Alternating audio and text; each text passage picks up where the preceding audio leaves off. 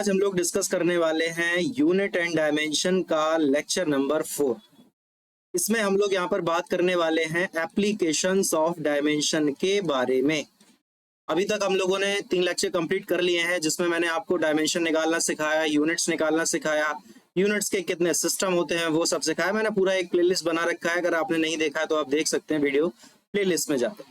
ठीक है, चलिए बिना किसी देरी के शुरू करते हैं। एपिसोड नंबर 4 है एप्लीकेशंस ऑफ डायमेंशन। हमें पढ़ना है। जैसे पहला एप्लीकेशन क्या कहता है, to find the dimensions of unknown physical quantities. अगर हमारे पास अननोन फिजिकल क्वांटिटीज हैं, जैसे ये एग्जांपल है x is equal to AT square plus BT plus C। अब यहाँ पर बताया गया कि x जो है वो पोजीशन को इंडिकेट कर रहा है और t यहाँ पर टाइम को इंडिकेट कर रहा है। तो आपको A, B और C का डायमेंशन पता करना है।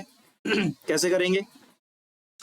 तो मैंने आपको लास्ट क्लास में भी बताया था कि अगर जैसे AT स्क्वायर, BT और यहाँ पर C को ऐड किया गया है, इनका रिजल्ट हमको x मिला है। इसका मतलब है हम इस प्रकार से लिख सकते हैं कि dimension of x is equal to dimension of AT square is equal to dimension of BT is equal to dimension of C।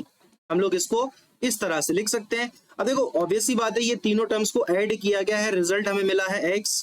तो ये चारों के चारों जो टर्म्स हैं वो सेम फिजिकल क्वांटिटी को ही इंडिकेट कर रहे होंगे। अब अगर ये सेम फिजिकल क्वांटिटी को इंडिकेट करेंगे, इसका मतलब है कि इन सबका डायमेंशन भी सेम होगा। सेम फिजिकल क्वांटिटी है तो डायमेंशन भी सेम होगा।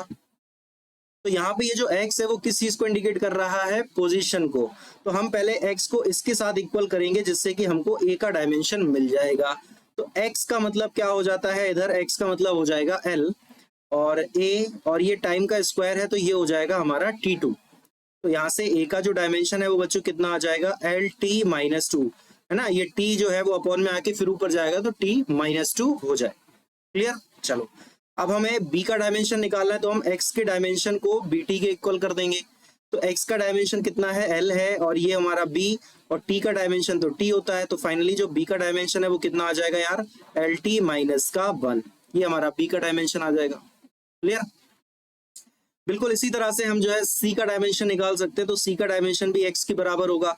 अब x का डायमेंशन कितना है? L है, और c का डायमेंशन हमें पता करना है, तो c का डायमेंशन भी L हो जाएगा।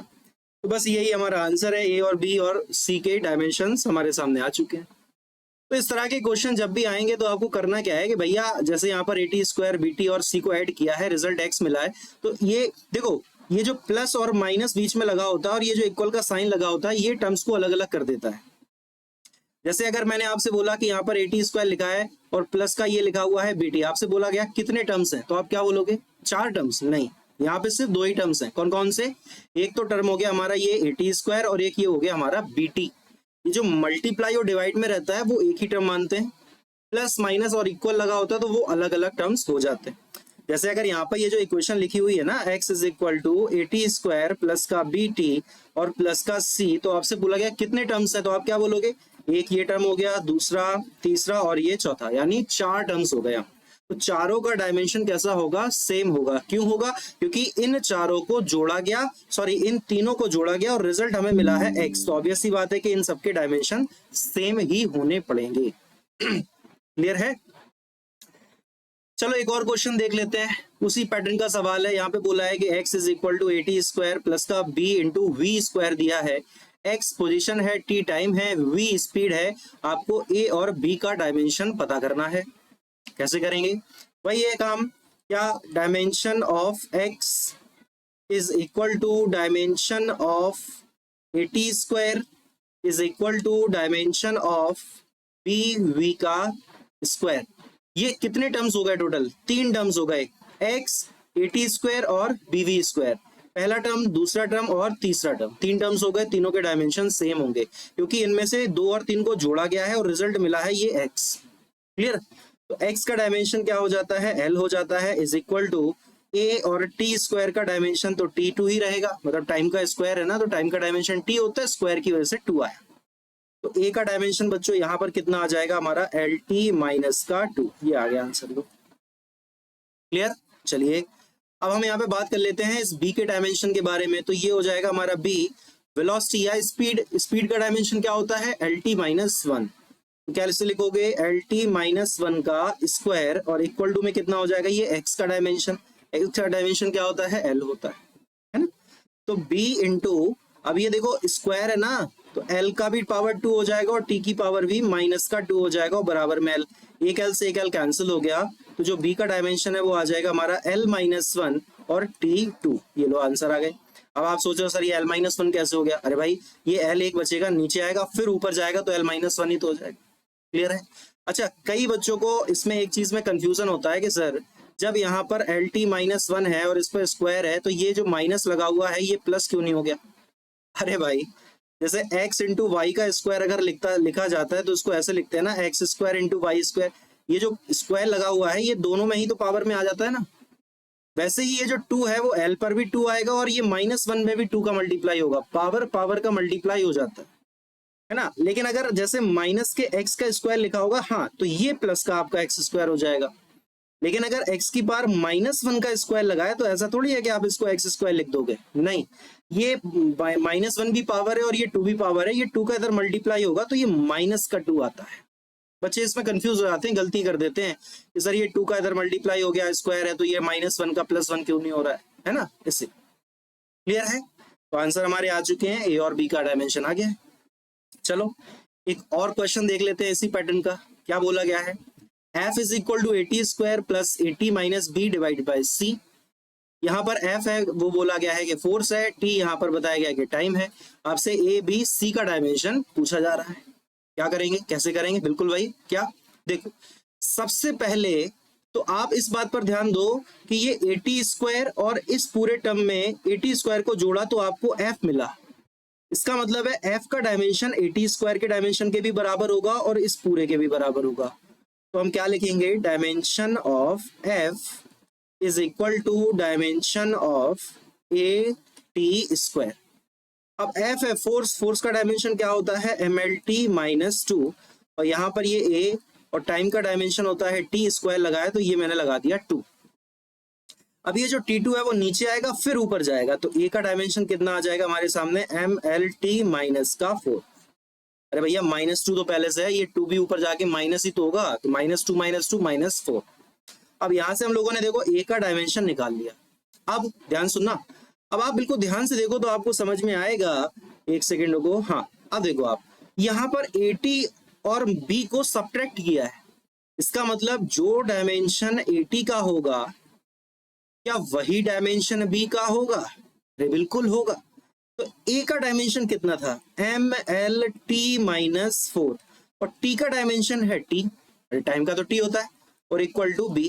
तो b का डायमेंशन कितना आ जाएगा यार, देखो ये t1 और ये माइनस 4। अब इसमें भी आपको ध्यान देना होता है, कभी कभी गलतियां इधर भी होती हैं कि पता चला t को आपने l के साथ जोड़ दिया तो गड़बड़ हो जाएगा।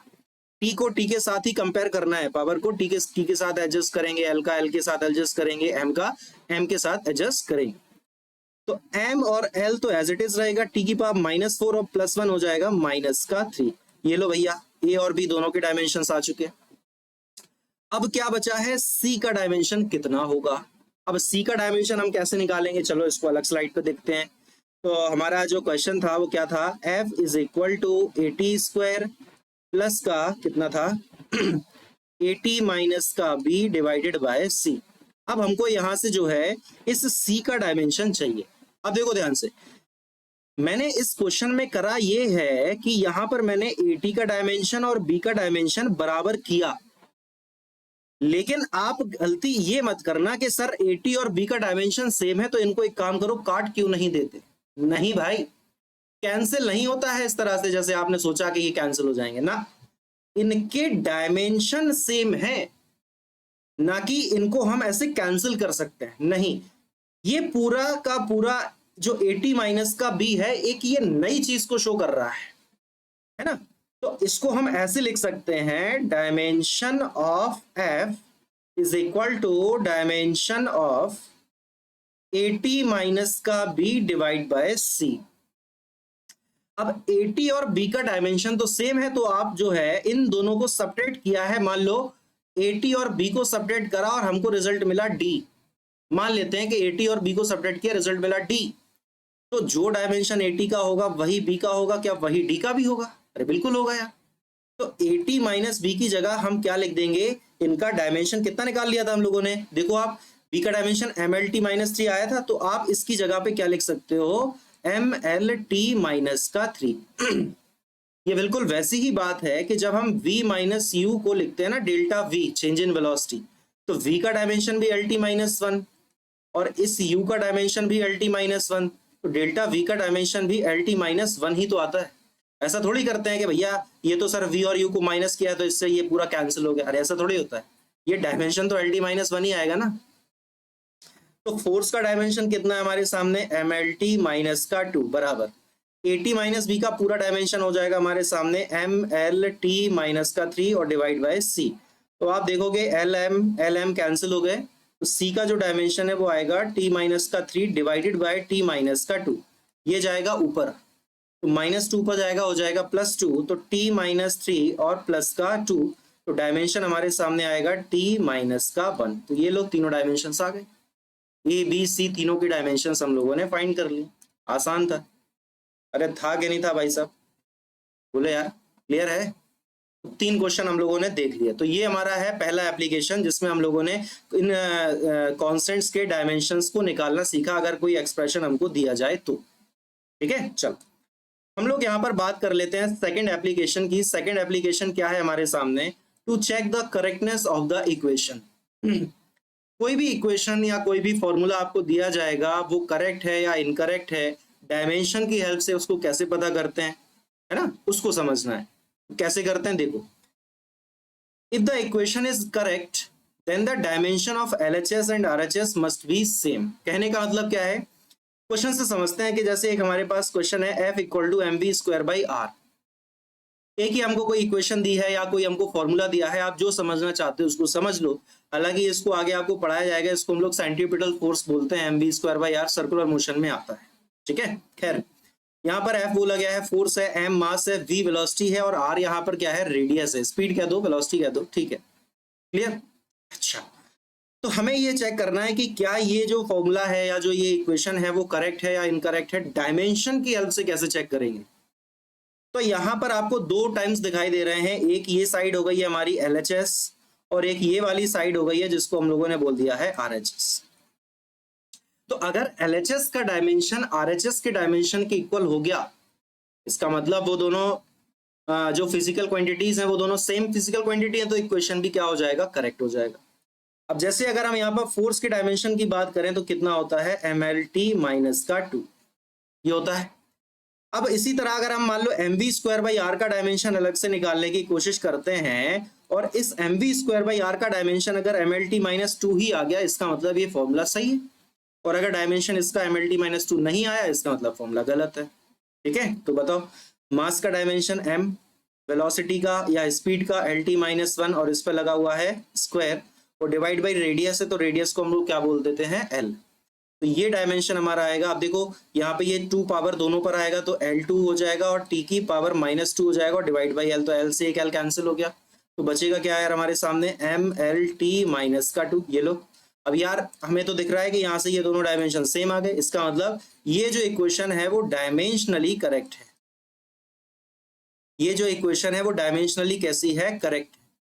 अच्छा, हमेशा ऐसा भी नहीं होगा कि कोई इक्वेशन अगर दी जाए वो हमेशा ही करेक्ट हो सकता है कि वो सिर्फ डायमेंशनली करेक्ट हो और रियल लाइफ में देखें तो वो इनकरेक्ट हो। कैसे, अभी आगे एग्जांपल आएगा उसमें मैं आपको एक्सप्लेन करूंगा, या चलो मैं अभी एक्सप्लेन कर देता हूं। जैसे हमारे सामने ये एक इक्वेशन लिखी हुई है S is equal to UT plus 1/4 AT²। अब अगर आपने थोड़ा बहुत फिजिक्स बचपन में पढ़ा है, 9th-10th में अगर आपने थोड़ा बहुत फिजिक्स समझा है, तो आपको लगता है कि ये सेकंड इक्वेशन ऑफ मोशन जैसा लग रहा है। अगर 4 की जगह यहाँ पर 2 हो जाए तो ये सेकंड इक्वेशन ऑफ मोशन बन जाएगा, है ना। तो लेकिन हमें तो ये चेक करना है कि ये इक्वेशन डायमेंशनली करेक्ट है या इनकरेक्ट है। तो कैसे करेंगे, देखो यहाँ पर कितने टर्म्स हैं, मैंने अभी आपको बताया था कि जब प्लस माइनस या इक्वल लगा होता है तो वो टर्म्स अलग अलग कर देता है। कितने टर्म्स हैं, एक ये हो गया, दूसरा ये हो गया और तीसरा ये पूरा हो गया। कितने टर्म्स हैं, 3। अगर तीनों के डायमेंशन सेम आ गए, इसका मतलब इक्वेशन करेक्ट है, अदरवाइज इक्वेशन इनकरेक्ट है। चलो चेक करते हैं। एस डिस्प्लेसमेंट होता है, आपको पता है, तो एस का डायमेंशन कितना हो जाता है, L1। यूटी की बात की जाए तो यू इंटू टी है, यू यहाँ पर इनिशियल वेलोसिटी है तो velocity L T minus one, और ये टी है टाइम, तो ये हो गया टी का पावर प्लस वन, ये कैंसिल हो गया, बचेगा सिर्फ एल। अब ऐसा नहीं है कि सर दो के तो सेम आ गए तो ये तो फॉर्मूला सही हो गया, नहीं, हर एक का सेम होना चाहिए। चलो 1/4 AT स्क्वायर का डायमेंशन निकालो, तो यार 1/4 तो एक नंबर है, इसका तो कोई डायमेंशन है नहीं। अब एक्सेलरेशन का डायमेंशन होता है एल टी माइनस का 2, और टाइम का स्क्वायर लगाया तो ये हो जाएगा T2, ये T2 से ये माइनस कैंसिल हो गया तो इसका डायमेंशन भी आ गया L। तो अब देखो इसका डायमेंशन L, इसका डायमेंशन L और इसका डायमेंशन भी L, यानी तीनों टर्म्स के डायमेंशन तो सेम आ गए। इसका मतलब ये इक्वेशन डायमेंशनली तो करेक्ट है, लेकिन वैसे देखा जाए तो ये इक्वेशन इनकरेक्ट है, क्योंकि 1/4 की जगह 1/2 होता है।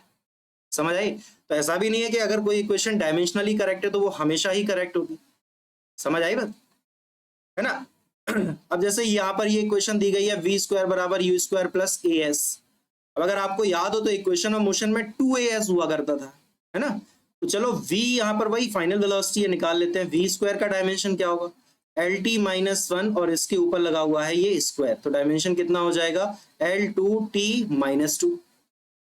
ऐसा ही u स्क्वायर का डायमेंशन निकालेंगे तो u स्क्वायर को भी हम एल टी माइनस वन लिखेंगे और इसके ऊपर लगाया जाएगा स्क्वायर, तो इसका डायमेंशन भी आ जाएगा L2 और t माइनस का 2।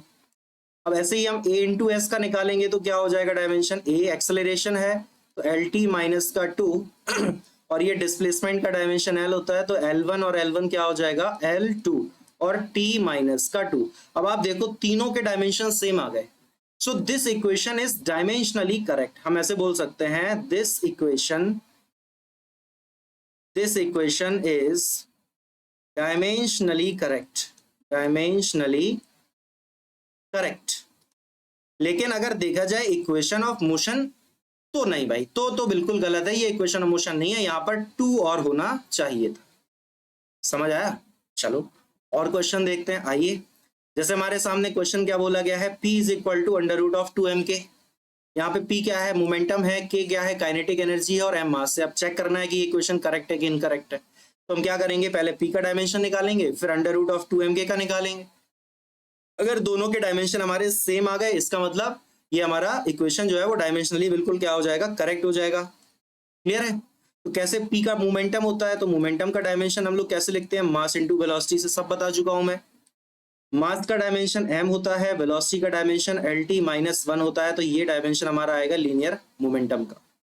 बिल्कुल इसी तरह से हम अंडर रूट ऑफ 2mk का डायमेंशन निकालेंगे। अब ऐसा मत करना कि यहाँ से सर अंडर रूट है उसको तो हटा दिया जाएगा। अरे क्यों हटाया जाएगा भाई, वो तो कैलकुलेशन का पार्ट है।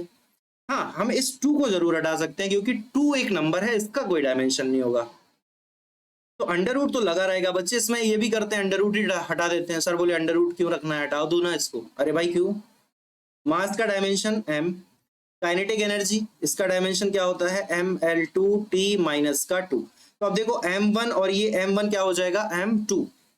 तो इसको लिख सकते हैं m2L2 और t माइनस का 2, और इस पे लगा हुआ है ये अंडर रूट।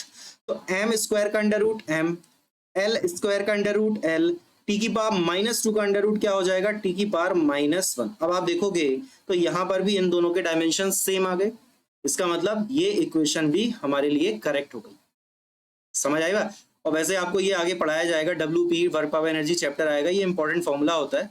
ये होता है relation between linear momentum and kinetic energy का ये फॉर्मूला होता है। ठीक है, चलो आगे बढ़ लेते हैं। जैसे ये फर्स्ट इक्वेशन ऑफ मोशन है, सबको पता है v equal to u plus AT होता है। इसमें v फाइनल वेलोसिटी है, u जो है इनिशियल वेलोसिटी है, a एक्सेलरेशन होता है और t यहाँ पर टाइम होता है। चेक करना है कि ये इक्वेशन सही है या गलत। चलो करके बताओ, वीडियो पॉज करो, सॉल्व करो, देखो बताओ करके सही है कि गलत है। ठीक है, मैं भी करता हूं। तो यहाँ पर ये जो v है, v का डायमेंशन वेलोसिटी है, तो इसका dimension Lt minus one. u यहाँ पर वेलोसिटी है, इसका डायमेंशन भी बच्चों Lt माइनस वन, और AT का क्या हो जाएगा? a into T. तो एक्सेलरेशन है हमारे सामने Lt माइनस का 2, और ये t है टाइम, तो t की पावर 1 है, तो ये डायमेंशन भी हमारा आएगा Lt माइनस वन। अब देखो तीनों के डायमेंशन सेम आ गए, इसका मतलब ये फॉर्मूला डायमेंशनली करेक्ट है, और वैसे भी करेक्ट होता है, इक्वेशन ऑफ मोशन होता है v equal to u plus AT। समझ आई बात? बोलो यार, कोई भी तकलीफ तो नहीं है भाई किसी सज्जन को? ठीक है, चलिए। तो उम्मीद करता हूं कि जो 2 एप्लीकेशंस हम लोगों ने देखे, बाकी के भी एप्लीकेशंस है उसको हम लोग नेक्स्ट वीडियो में देखेंगे, नेक्स्ट टॉपिक उसको कवर करेंगे, है ना? फिर वीडियो बहुत ही लेंथी हो जाता है, है ना, तो मजा नहीं आता, फिर आपको भी देखने में मजा नहीं आएगा। ठीक, तो आज की क्लास में इतना ही रखते हैं। उम्मीद करता हूँ कि समझ में आया होगा। समझ में आया तो वीडियो को लाइक कीजिए, चैनल को सब्सक्राइब कीजिए और दोस्तों के साथ शेयर कीजिए, क्वेश्चन प्रैक्टिस करते रहिए। ठीक है, चलो मिलते हैं नेक्स्ट वीडियो में नेक्स्ट टॉपिक के साथ। तब तक अपना ख्याल रखें, पढ़ाई अच्छे से करते रहें। Thank you so much.